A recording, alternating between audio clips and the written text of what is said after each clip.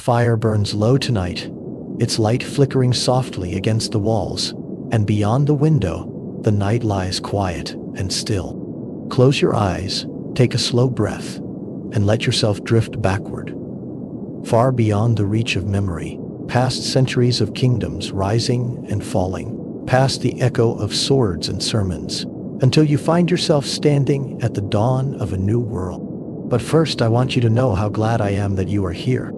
If you have just found me, and if you enjoy this video, perhaps, then you also would consider to subscribe. It would really mean the world to me. And please tell me something about yourself in the comment section. For instance, where you come from. What country do you live in? I genuinely want to know. I myself, I live in Sweden, and I have lived here all my life. Well, let's get going with the video now. So get yourself comfortable. Sink down in your sofa or bed. Get a warm blanket and a soft pillow. Dim the lights. Close your eyes. You settle into stillness now, letting the weight of the day fall away like snow from a pine branch. The air around you grows softer, quieter, and every breath feels slower than the last. Close your eyes if you haven't already. Inhale deeply, as though you were standing at the edge of a northern fjord, the kind that cuts through mountains like a blade of blue glass. The air there is cold and clean, tasting faintly of pine resin, salt water, and wood smoke drifting from a distant hearth. Somewhere, a gull calls once and then is gone. The only sound that remains is the slow rhythm of your breathing and the whisper of unseen waves folding against the shore. The world begins to fade. The lights, the noise, the clock ticking in the background, and something older takes its place. You're standing now in the half-light of the past, where history doesn't shout or rush, but moves gently, like a tide drawing you backward through time. Tonight, you will follow one man's life, a story written in frost, fire, and salt. His name is Harald Sigurdsson, known to history as Harald Hardrada, the Hard Ruler. To some, he was the last great Viking king, the final echo of an age when courage and conquest shaped the map of the world. His story will carry you across seas and kingdoms, from the frozen fjords of Norway to the shining domes of Constantinople, from the deserts of the Holy Land to the green fields of England, where his saga finds its quiet end.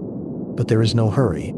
Time moves differently here, slower, gentler, like clouds drifting across a pale winter sky.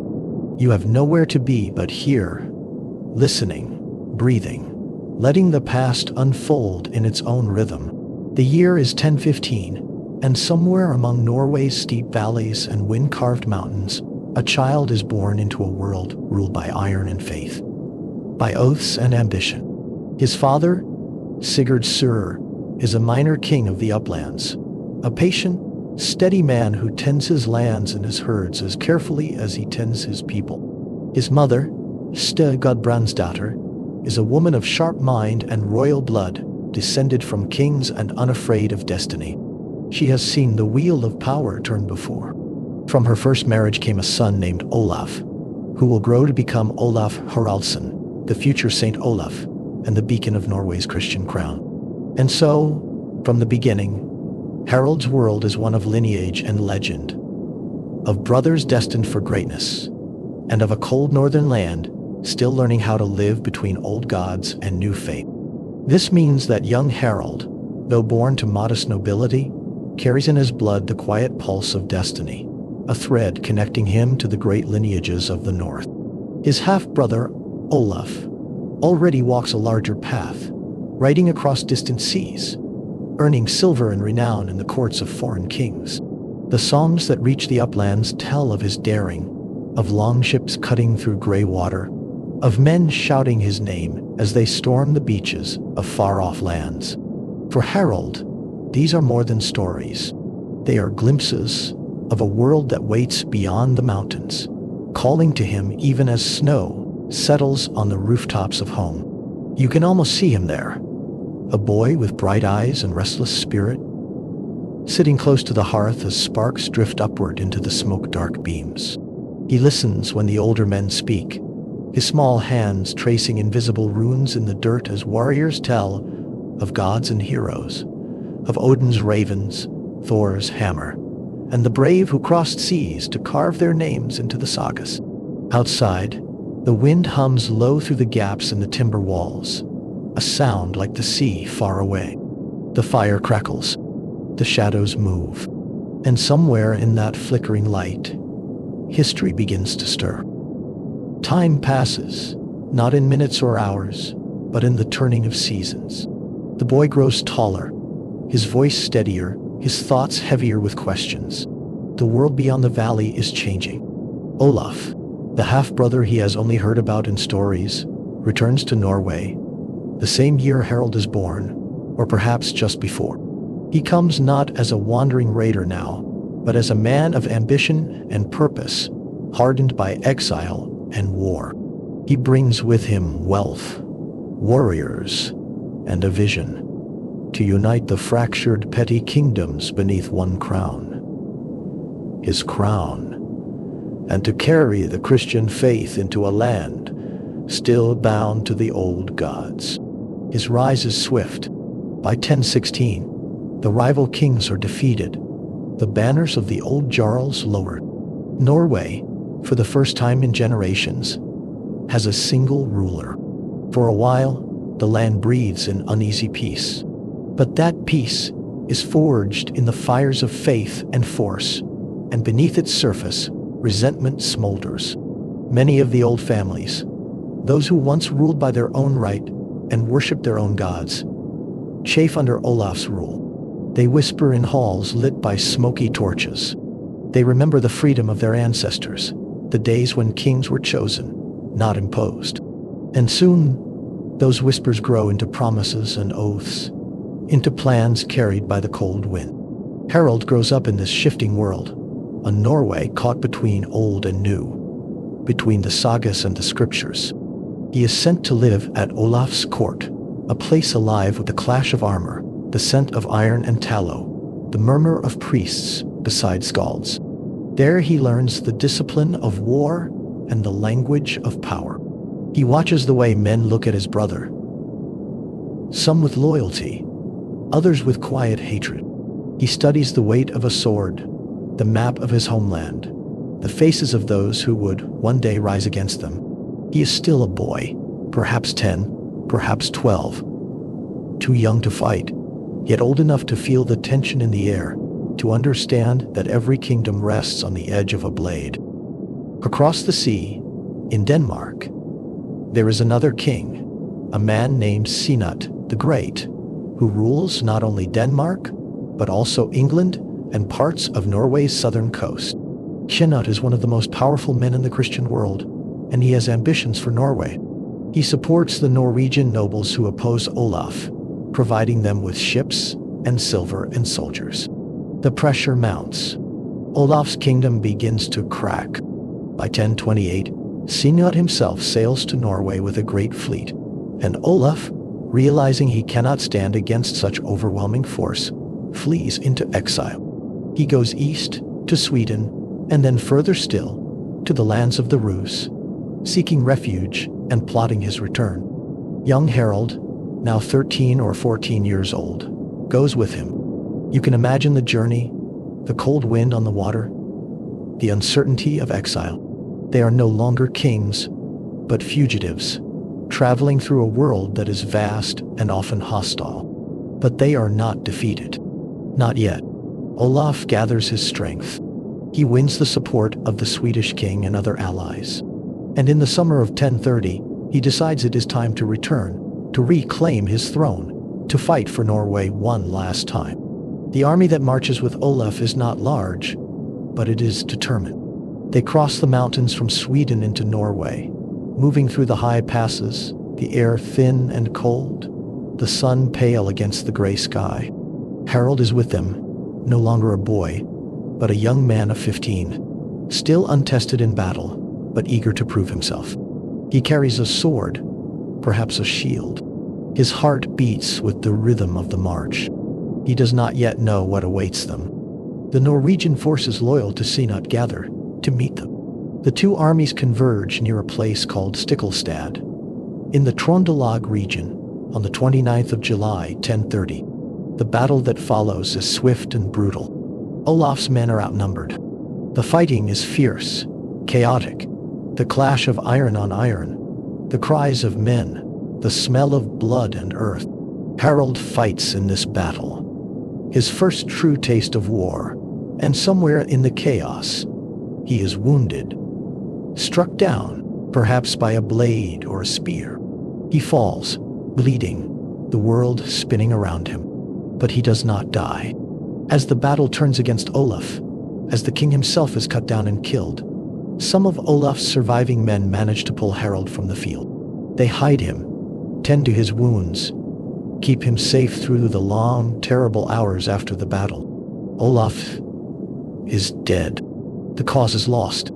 Norway belongs now to Knut's son, Svein, and to the Jarls who supported him. But Harald lives. You breathe slowly now, feeling the weight of that moment. The silence after the battle, the pain and the fear, and the stubborn refusal to give in. Harald is alive, but he is also an exile, a fugitive, a young man with a claim to nothing, wanted by those who rule Norway. He cannot stay. He must go. And so, in the autumn of 1030, Harald begins a journey that will take him further from home than almost any Norse warrior of his age. He flees east, crossing into Sweden, and then continuing onward through forests and rivers, across the vast distances of the northern world, until he reaches the lands of the Rus, the principalities that stretch from the Baltic to the Black Sea, where Norse and Slavic cultures have mingled, and where the rivers are highways to unimaginable wealth and danger. He comes eventually to Novgorod, a great city on the Volkhov River, where the ruling prince is Yaroslav the Wise, a man of learning and power, a prince who welcomes warriors of skill and courage. Harald offers his service.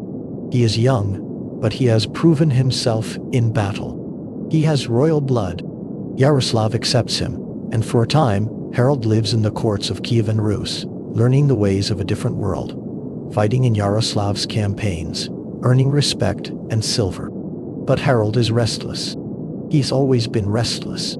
The north is too familiar, too small. He hears stories of a city far to the south, a city of gold and marble and power beyond imagining, a city called Constantinople, the heart of the Byzantine Empire, the greatest Christian empire in the world. And he hears of the Varangian Guard, an elite unit of Norse and Rus warriors who serve the Byzantine emperor himself. Men who earn fortunes and win glory in the distant wars of the Mediterranean. Harald decides he will go there. The journey south is long, following the great rivers, the Dnieper and the Volga, through lands where caravans trade in silk and spices, where the cultures of the north and east and south all meet. You can almost feel the rhythm of the oars, the pull of the current, the heat growing as the boats move toward warmer climates. Weeks pass. Perhaps months. The world changes around him. The forests thin. The architecture shifts. The languages multiply. And finally, after a journey of hundreds and hundreds of miles, Harald arrives at Constantinople, the city the Norse call Miklagard, the great city. It is unlike anything he has ever seen. The walls rise impossibly high, encircling a city of domes and towers and vast marketplaces. The streets are paved with stone. The Hagia Sophia, the great cathedral, gleams with mosaics of gold and blue. The harbors are crowded with ships from every corner of the known world. The air smells of salt and spice and incense. It is a place of wealth and learning and intrigue, a place where emperors rule from thrones of purple and armies march under the double-headed eagle. Harald presents himself to the commanders of the Varangian Guard. He is accepted. He takes an oath of loyalty to the Byzantine emperor, and he becomes, for the next decade or more, a soldier of the empire, a warrior in the service of Rome's eastern successor. The years that follow are years of war and travel and accumulation of wealth.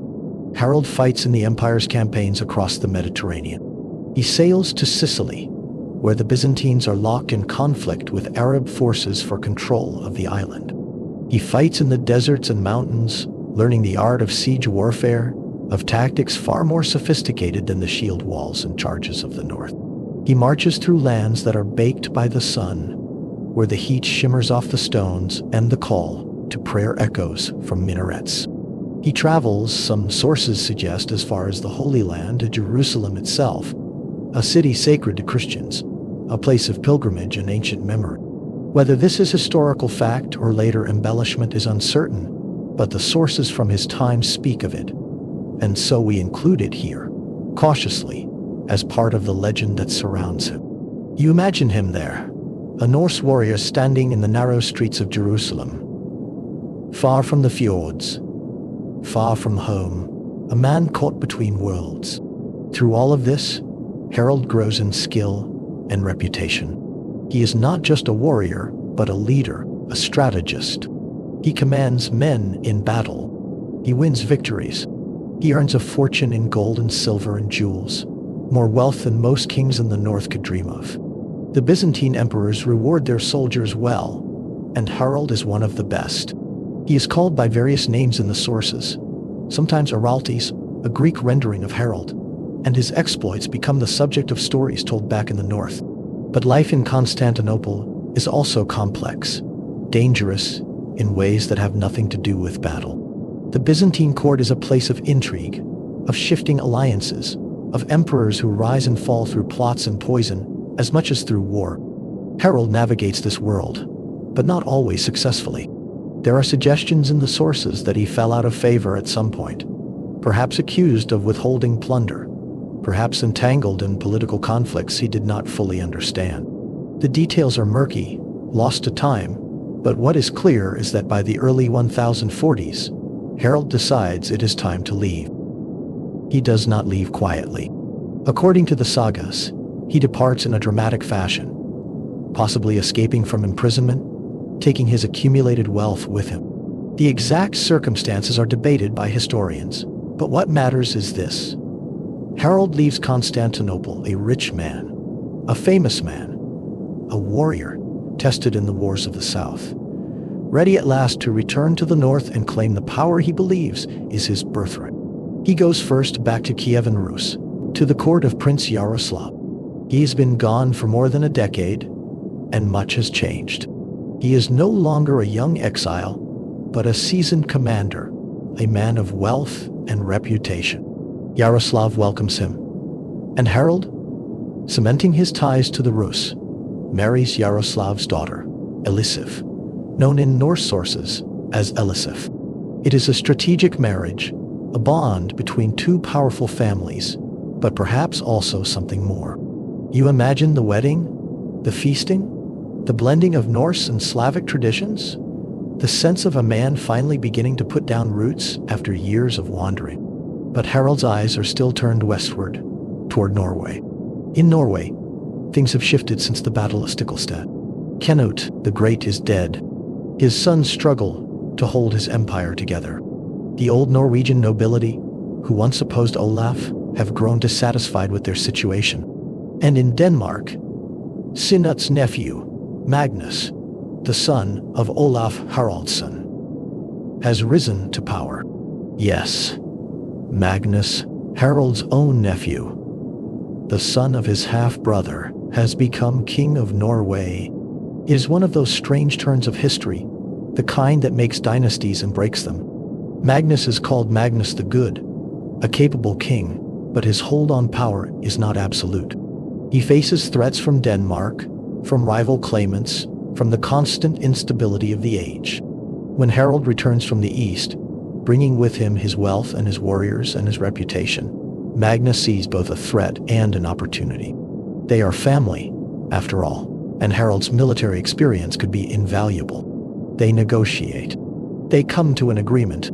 Harald will share the rule of Norway with Magnus. They will be co-kings, dividing the realm between them, supporting each other against external enemies. For a brief time, this arrangement holds. Harald returns to Norway in 1045, or 1046, and for the first time, since he fled as a wounded teenager, he is home. He walks the shores of the fjords again, breathes the cold northern air, sees the mountains rising in the distance. He is no longer a fugitive, but a king, or at least half a king, a man with power and purpose. But history does not pause for long. In the year 1047, Magnus the Good dies suddenly. Some sources say he died from an illness, perhaps on campaign. The exact cause is uncertain. What matters is that he is gone, and with his death, Harald becomes the sole king of Norway. The power he has sought, the throne that was lost when his half-brother fell at Stiklestad, is now his. He is approximately 32 years old, in the prime of his strength and ambition, and he intends to make his mark. You breathe slowly, feeling the passage of time, the way history shifts and settles, like a ship finding its course. Breathe in, breathe out, let yourself sink deeper into comfort. Harald is king, but being king is not the same as being secure. Norway is a realm of chieftains and landowners, men who remember the old ways, who guard their independence fiercely. Harald must consolidate his power. He must bind the realm together, by persuasion or by force. He does this with a firm hand, brooking no dissent, rewarding loyalty and punishing rebellion. He earns his nickname, Hardrada, the hard ruler, through his uncompromising approach to governance. But his ambitions do not stop at Norway's borders. Across the narrow sea, in Denmark, there is a king named Svein Estridsson, a man who once fought alongside Magnus, who once considered himself an ally of the Norwegian crown. But Svein has his own ambitions. He wants to secure Denmark's independence, to resist Norwegian dominance, and when Harald claims suzerainty over Denmark, as Magnus had before him, Svein refuses to submit. The conflict that follows lasts for years, a grinding, exhausting series of raids and battles and naval engagements that drain both kingdoms without producing a clear victor. Harald leads his fleet south, raiding the Danish coasts, burning settlements, trying to break Svein's will. Svein responds in kind, harrying the Norwegian shores, refusing to yield. It is a war of attrition, fought across cold waters and wind-swept islands. A war that both men know cannot continue forever, but neither is willing to end without victory. One of the most significant engagements occurs in the year 1062, at the mouth of the Nisan River, on the western coast of what is now Sweden, then part of the contested borderlands between Norway and Denmark. The sources describe a naval battle, fleets of longships clashing on the water, the crack of oars snapping, the shouts of men, the chaos of combat at sea. Harald's forces and Svein's forces meet in a fierce struggle, and though the outcome is not entirely clear from the sources, it seems to have been a hard-fought draw, neither side gaining a decisive advantage. Both kings withdraw. The war continues, but the intensity begins to fade. Both men are aging. Both kingdoms are weary. By 1064, a peace is finally negotiated. It is not a peace of victory, but of exhaustion. Harald and Svein agree to recognize each other's realms, to end the raiding, to accept that neither will dominate the other. It is a pragmatic peace, the kind that acknowledges reality rather than settling old scores. And with this peace, Harald's attention begins to turn elsewhere. He looks west, across the North Sea, toward England. England, in the early 1060s, is a realm on the edge of change. The king is Edward the Confessor, an aging monarch with no direct heirs, a pious man more interested in building churches than in the hard business of governance. The great earls of England, men like Godwin of Wessex and his sons, wield enormous power, and the question of who will succeed Edward is one that occupies every ambitious man with even a sliver of a claim. Harald Hardrada has such a claim, or at least he believes he does. It is based on an agreement, real or imagined, between Magnus the Good and Harthacnut, a former king of England and Denmark, an agreement that the survivor of the two would inherit the other's realm. Magnus never pressed the claim. Harald, his successor, sees no reason not to.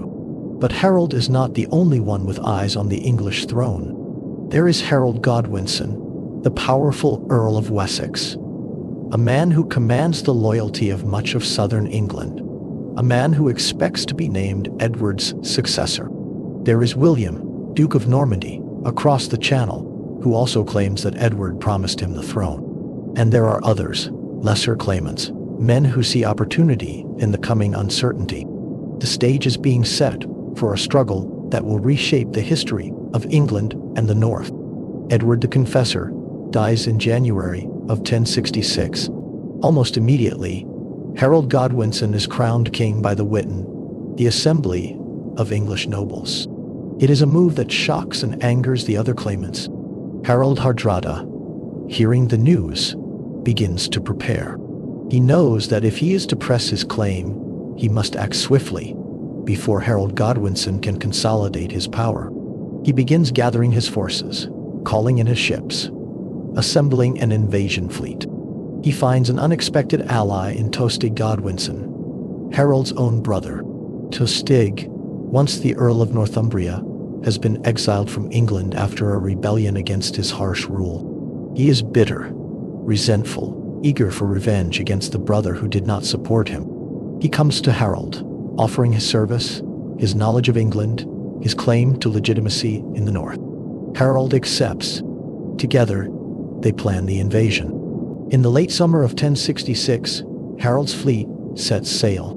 The sources vary on the size of the fleet, some suggesting as many as 300 ships, though modern historians suspect the number may be somewhat smaller. Regardless, it is a formidable force, one of the largest invasion fleets the North has seen in years.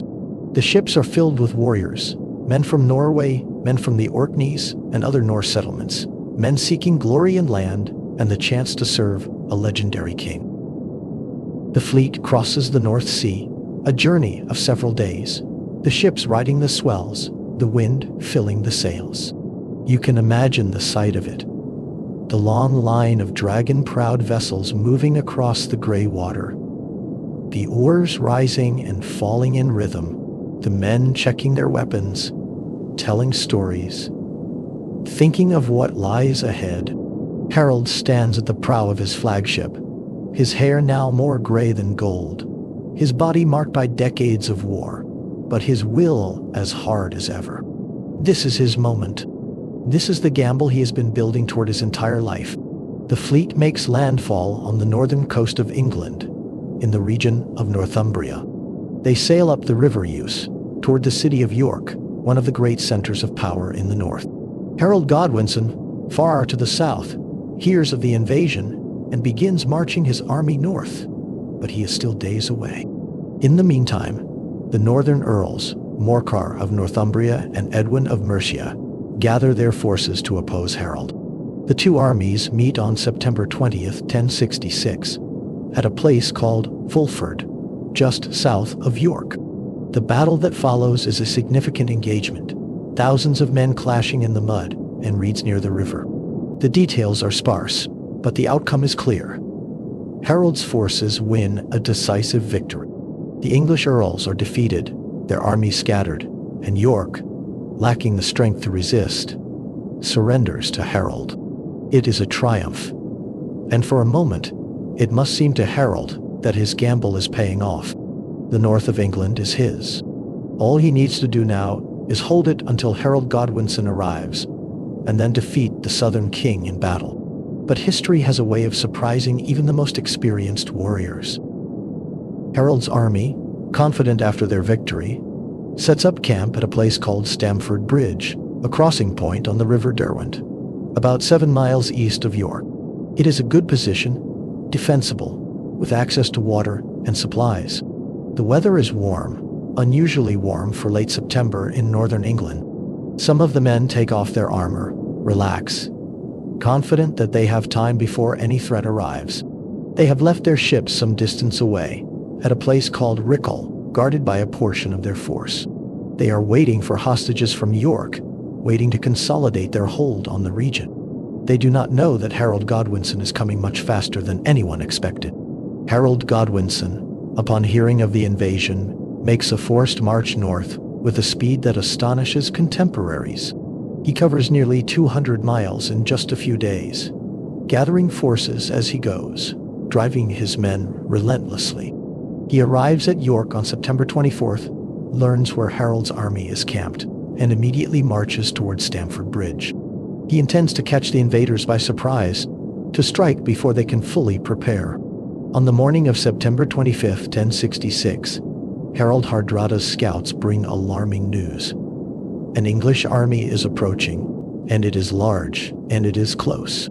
The Battle of Stamford Bridge begins with confusion and haste. Harold's men scramble to form their lines, grabbing weapons, pulling on armor, trying to organize themselves in the face of an unexpected attack. Some of the sources suggest that Harold sent riders back to the ships to summon reinforcements, but they will not arrive in time. The English attack is swift and fierce. Harold Godwinson's men charge across the bridge and into Harold's forces, and the fighting becomes brutal. Close quarters combat, shield against shield, blade against blade. The sources describe the battle in fragmented ways, as sources from this period often do. There is a famous story, likely legend but repeated in many accounts, of a single Norse warrior who held the bridge alone for a time, cutting down dozens of Englishmen before he was finally killed when someone floated under the bridge and thrust a spear up through the planks. Whether this happened or not, it speaks to the ferocity of the fighting, the desperation of men caught in a battle they did not expect. Harald Hardrada himself fights in the thick of it.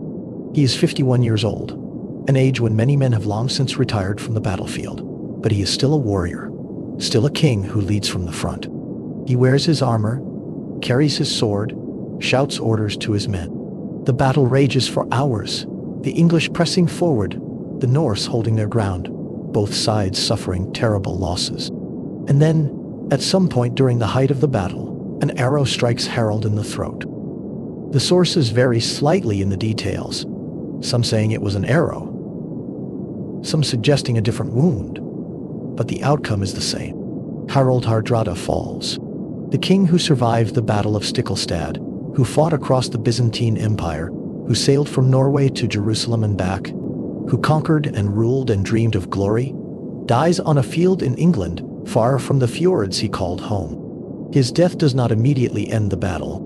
Tostig Godwinson takes command, and the Norse warriors, driven by loyalty and desperation, fight on. But without Harold, their spirit breaks. When the reinforcements finally arrive from the ships, exhausted from their run, they are thrown into a battle already lost.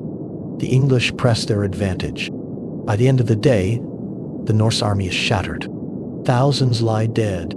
The survivors flee back to their ships, and Harald Godwinson lets them go, taking their promise that they will leave England and never return. Tostig is dead, killed in the fighting. Harald Hardrada is dead. The great invasion has failed.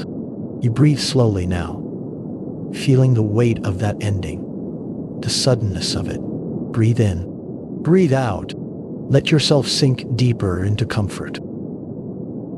The way a life of such ambition and achievement can end in a single afternoon, in a field whose name most people will forget. History does not pause to mourn. 3 days after Stamford Bridge, on September 28, William of Normandy lands on the southern coast of England with his own invasion force. Harald Godwinson, having just won a great victory in the north, is forced to march his exhausted army south to face a new threat. On October 14th, at a place called Hastings, Harald Godwinson himself is killed, and William becomes King of England. The year 1066, which began with the death of Edward the Confessor, ends with the thrones of England and Norway, both occupied by new men, and the old world of the Vikings fading into memory. Harald Hardrada's body is recovered from the battlefield. Some sources say it was returned to Norway, buried with the honors due a king. Others suggest he was initially buried in England, at York, before being moved. The details, like so many details from this distant time, are uncertain. What is certain is that his death marks an ending. Historians often point to the Battle of Stamford Bridge as the symbolic close of the Viking Age, the moment when the last great Norse warrior king fell, and the world of the sagas gave way to the world of castles and knights and feudalism. It is a convenient marker, perhaps too convenient, but there is truth in it. The age of the longships, of sudden raids and far voyages, of warriors seeking glory and silver in foreign lands, is over. A new age is beginning. But Harald's legacy does not end with his death. In Norway, he is remembered as one of the great kings, a man who brought strength and stability to the realm, even if his methods were harsh. The sagas tell his story, embellishing it, turning him into a figure of legend. Snorri Sturluson, writing in Iceland in the 13th century, devotes a significant portion of his Heimskringla to Harald's life, drawing on earlier sources, on poems and oral traditions, on the memories of those who knew him. Through Snorri, and through other medieval writers, Harald becomes more than a historical figure. He becomes a symbol of the Viking Age itself, of its ambitions and its violence and its strange, restless energy. He was, by all accounts, a complex man. The sources describe him as tall and strong, with a fierce presence, a man who could be generous to his friends and merciless to his enemies. He was a poet, composing verses in the Norse tradition, using the intricate meters and kennings that mark the art of the skalds. Some of his verses survive, fragments embedded in the sagas, offering glimpses of his thoughts, his pride, his awareness of his own place in the world. He was ambitious, perhaps ruthlessly so, driven by a need to prove himself, to rise above the fate that seemed destined for him after Stiklestad. He was also a man shaped by his travels, by the years he spent far from home. He brought back to Norway not just wealth but ideas, experiences, a broader view of the world than most of his contemporaries possessed. He had seen the splendor of Constantinople, the complexity of Byzantine politics, the sophistication of Mediterranean warfare. He had walked streets that were ancient when the North was still wild. And he tried, in his own way, to bring some of that knowledge, that order, back to Norway. His reign was marked by efforts to strengthen royal authority, to build churches, to establish a more centralized administration. He was not always successful, and his methods earned him enemies, but he left Norway stronger than he found it. His claim to the English throne, in hindsight, seems almost quixotic, a gamble that never had much chance of success. But for Harald, it must have seemed possible, even probable. He had, after all, achieved so much already. He had risen from exile to kingship, from poverty to wealth, from obscurity to fame. Why should England be beyond his reach? It is easy, from the comfort of historical distance, to see the flaws in his plan, the overconfidence, the underestimation of Harold Godwinson's speed and skill. But Harald was not a man given to caution. He was a man who believed in his own destiny, who had staked his life on bold moves before and won. That this final gamble failed does not diminish the audacity of it. And so we come to the end of the story, to the quiet after the battle, to the reflection on what was and what might have been. Harald Hardrada's name echoes down the centuries, carried in the sagas, in the histories, in the collective memory of the North. He is the last of his kind, the last great Viking king, and his death marks the close of an era. The world he knew, the world of raiders and explorers, of jarls and longships, and the old gods, giving way to the new, fades into the past. The North becomes Christian, becomes part of medieval Europe, becomes something different from what it was. But the memory remains. The stories remain. The image of a tall warrior king, standing at the prow of a dragon ship, sailing into the unknown, seeking glory and fortune in distant lands. The image of a man who fought from the fjords of Norway to the deserts of the east, who served emperors and defied kings, who won and lost and never stopped striving until an arrow found him on a September afternoon in England. You breathe deeply now, the story settling around you like a blanket, warm and heavy and soft.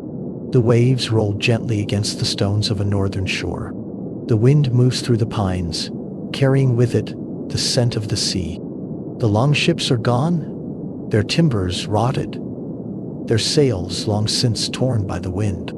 The warriors are gone, their names forgotten or half remembered, their deeds turned into songs. But the land remains. The fjords remain, dark and deep and cold, reflecting the sky. The mountains remain, rising steep against the horizon. The stars remain, the same stars that Harald saw when he stood on the deck of his ship, sailing home from Constantinople, sailing toward England, sailing toward his fate. History moves slowly now, like the tide, like the turn of season. The world feels far away. The struggles and ambitions of long-dead kings seem like dreams, like stories told to help you sleep. And perhaps that is what they are, in the end. Stories. Memories of a time when the world was younger, when the seas were highways to adventure, when a boy could grow up in the shadow of mountains and die on a throne or on a battlefield, having lived a life so full that it takes an hour just to tell it in the quietest of whispers. Harald Hardrada is gone. The Viking Age is gone. But the wind still blows across the north, and if you listen closely, on a night like this, when the world is still and sleep is near, you can almost hear the echo of a name carried on that wind, whispered by the waves, remembered by the stones. Harald, the last great Viking king. The fire burns low. The night deepens. Your breathing slows, matching the rhythm of the sea, the rise and fall of the tide against the shore. There is no rush. There is no urgency. History has been told, and you are part of it now, in the way that all listeners become part of the stories they hear.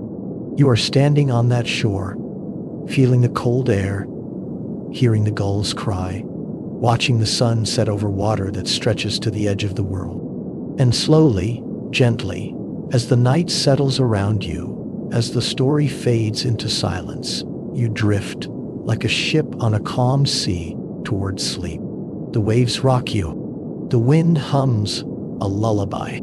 The stars wheel slowly overhead, marking the passage of hours that no longer matter. You are safe. You are at peace. The world and its struggles are far away, distant as the battles of 1,000 years ago, faint as the memory of kings. The longships are gone. The warriors are at rest. Only the wind remains, moving across the water, whispering old names, old songs, old stories, until even those fade into the gentle, endless quiet of the northern night. Sleep now. The story is over.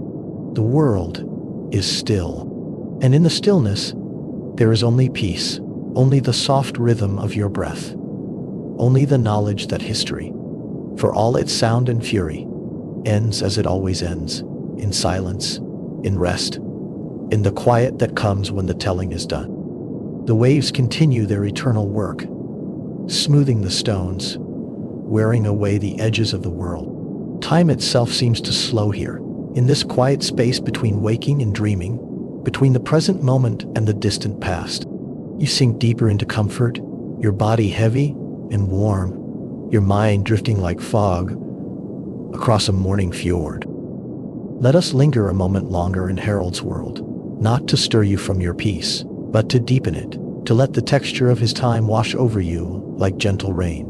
Think of what Norway was in his day, in the middle of the 11th century, when the old ways were fading but not yet gone, when the new faith was taking root, but the old gods still whispered from the stones and trees. The landscape was much as it is today, though wilder, less tamed by human hands. The fjords cut deep into the mountains, their waters dark and cold, reflecting the steep slopes that rose on either side. In the summer, the sun barely set, hanging low on the horizon through the long twilight hours, and the valleys filled with the sound of birds and the rush of snow melt cascading down from the heights. In winter, the darkness pressed close, and the people gathered in their longhouses around the central hearth, telling stories, doing the work that could be done by firelight, waiting for the sun to return. The longhouses themselves were sturdy structures of timber and turf, built to withstand the harsh weather. Inside, smoke from the fire rose toward a hole in the roof, and the air smelled of wood smoke and cooking meat, and the bodies of many people living in close quarters. There was little privacy, little space for solitude. Life was communal, bound by kinship and obligation, by the complex web of family ties and feuds that defined the social world of the North. Harald grew up in this world, learned its rhythms and its rules. He would have known the taste of dried fish and barley bread, the weight of wool and fur against the cold, the sound of wind in the rafters on a winter night. He would have learned to sail before he learned to read, if indeed he ever learned to read at all, though his time in Byzantium might have changed that. He would have learned the intricate genealogies of his family, the stories of his ancestors, the obligations he owed, and the honors he could claim. And he would have learned to fight. Every boy of his class learned to fight.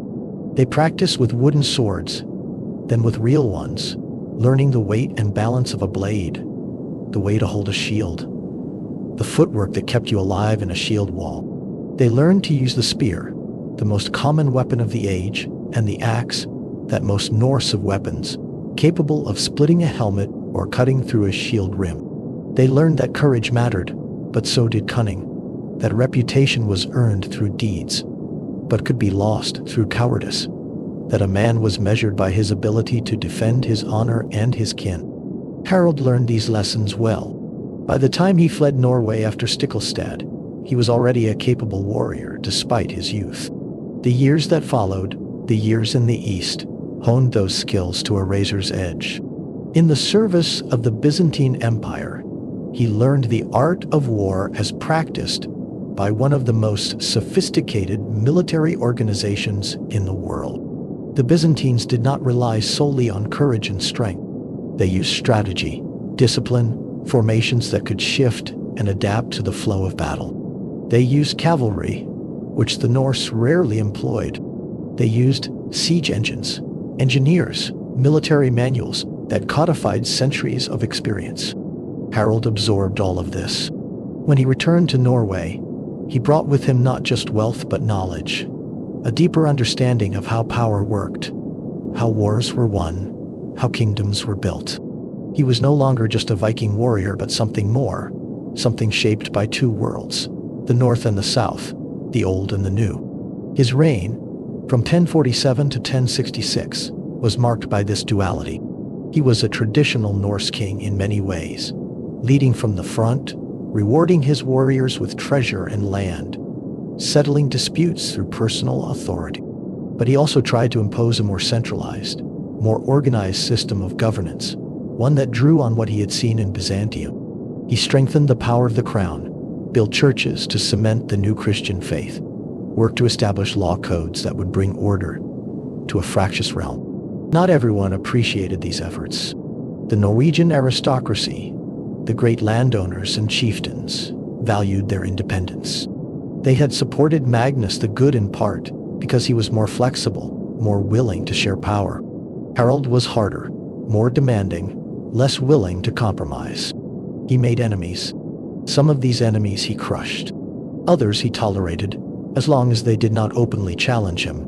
It was a constant balancing act. The work of kingship, in an age when kings ruled not through bureaucracy, but through personal relationships, through the ability to inspire loyalty or fear. The long conflict with Denmark wore on him and on his kingdom. It was a war without glory, a grinding, exhausting struggle that drained resources and accomplished little. The naval battle at the Nisan River in 1062 exemplified this frustration. Both sides came to fight. Both sides suffered losses. Neither side won decisively. The sources describe the confusion of naval combat. Ships grappling together, men leaping from deck to deck, the water turning red with blood. But when it was over, when the dead were counted and the ships pulled apart, nothing had changed. Denmark was still Denmark. Norway was still Norway. The border remained disputed. The grudge remained. Perhaps this is why Harald turned his attention to England. After nearly 20 years of fighting Svein Estridsson to a stalemate, the prospect of conquering England must have seemed refreshing, a chance to achieve something definitive, to win a kingdom not through attrition, but through a single, decisive campaign. It was a gamble, certainly, but Harald was a man who had spent his life taking gambles. And for a few brief weeks in the autumn of 1066, it seemed as though the gamble might pay off. The victory at Fulford was significant. York, the second city of England, had surrendered. The north was in his hands. If he could defeat Harald Godwinson in a set-piece battle, if he could hold what he had taken through the winter, if he could attract more English nobles to his cause, then perhaps, just perhaps, he could make good his claim. But Stamford Bridge shattered that hope. The speed of Harald Godwinson's response caught Harald completely off guard.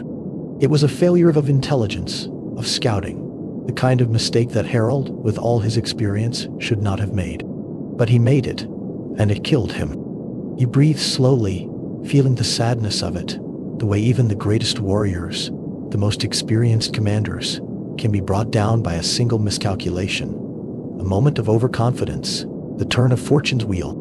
Harald had survived so much. He had survived Stiklestad, survived years of war in foreign lands, survived the intrigues of Constantinople, survived 20 years of rule in Norway.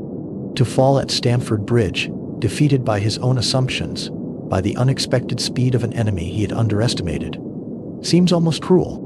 But history is full of such cruelties, such ironies. And yet, there is something fitting about it too. Harald died as he lived, in battle, fighting for a crown, refusing to accept limits, reaching for something beyond his grasp. He did not die old and sick in his bed, fading slowly from the world. He died in the midst of action, in the heat of combat, his sword in his hand. For a warrior of his era, for a man of his temperament, it was perhaps the only appropriate ending. The sources that survive from his time are fragmented, incomplete. Much of what we know about Harald comes from sagas, written a century or more after his death, works like Snorri Sturluson's Heimskringla, which blend history and legend, fact and embellishment, in ways that modern historians must carefully untangle. But even allowing for exaggeration, even discounting the more fantastical elements, the outline of Harald's life is clear, and it is extraordinary. He was born into a world of conflict and died in a moment of conflict. He traveled further than almost any man of his age, from the Norwegian interior to the gates of Jerusalem, from the frozen north to the sun-baked Mediterranean. He served emperors and fought beside princes. He earned a fortune and lost it and earned another. He married, fathered children, built alliances, broke them, made enemies, made friends, ruled a kingdom.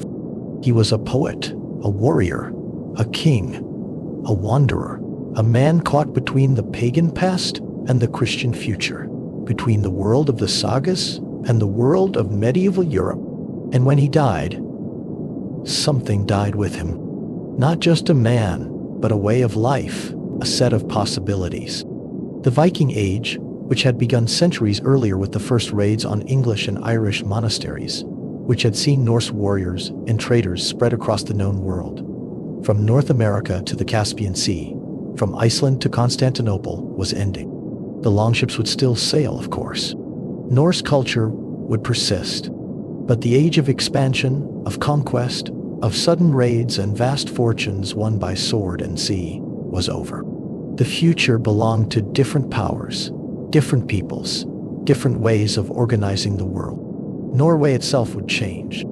Harald's successors faced different challenges, different opportunities.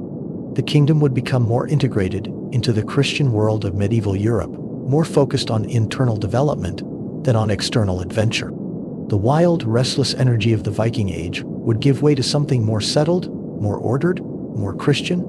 It was not necessarily a better world, just a different one, and many of the values and practices that had defined Harald's era would fade into memory, preserved only in the sagas and the poetry, in the archaeological remains of ships and weapons and jewelry, in the runes carved on stones in lonely places. But memory is a powerful thing.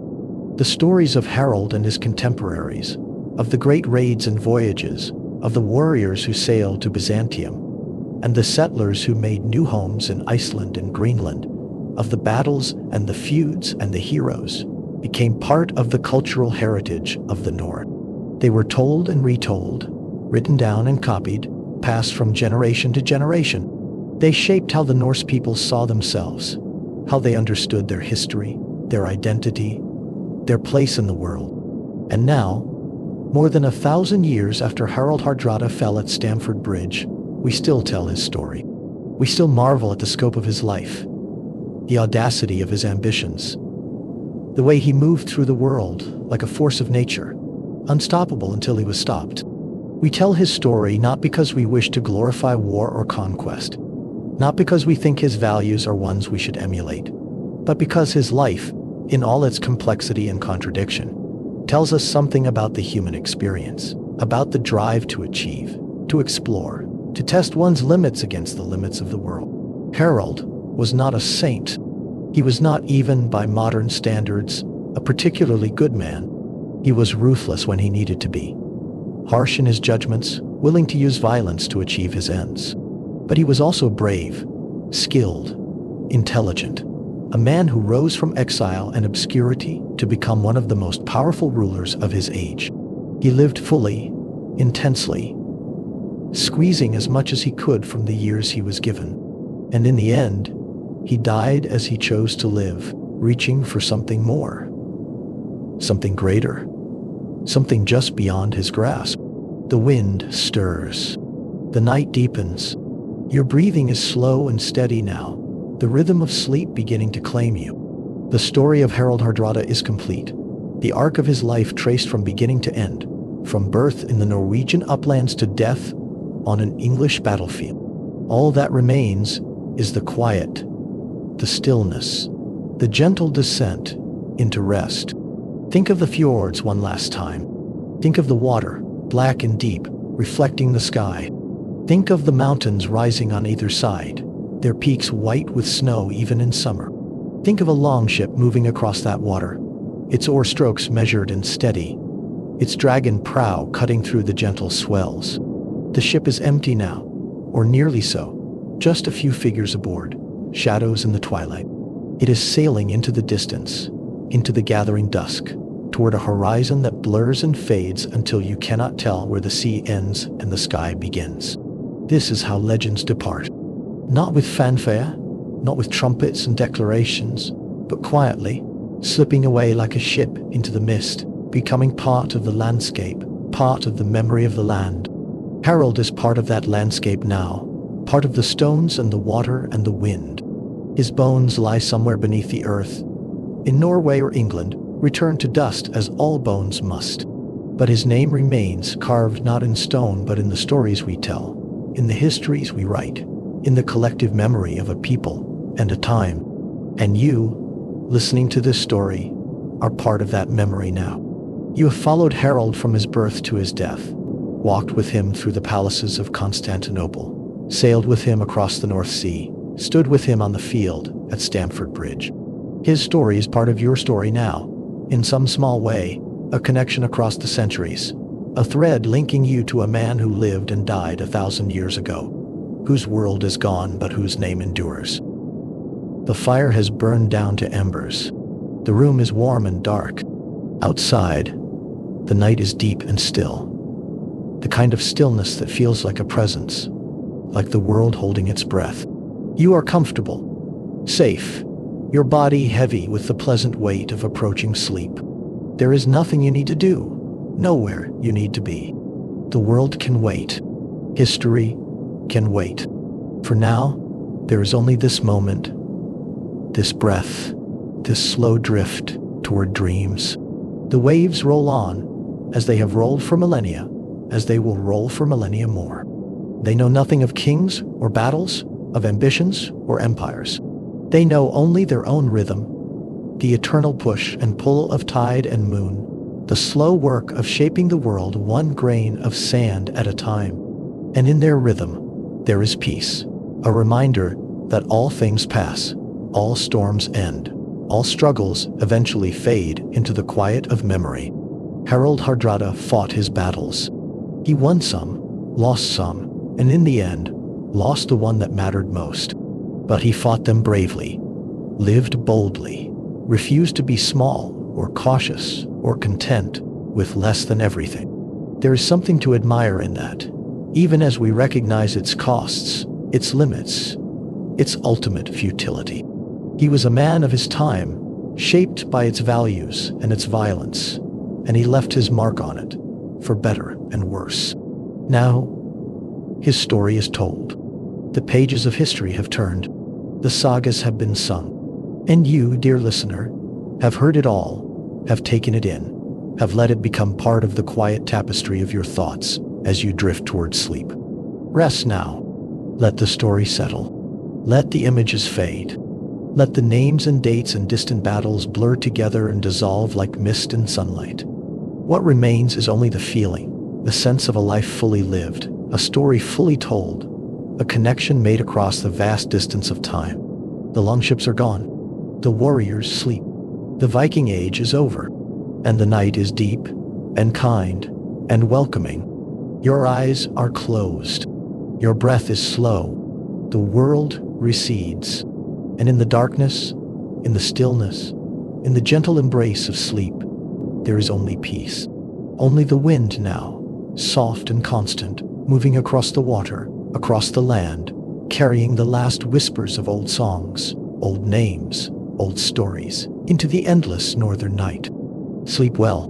Sleep deep. The story is finished. The world is quiet.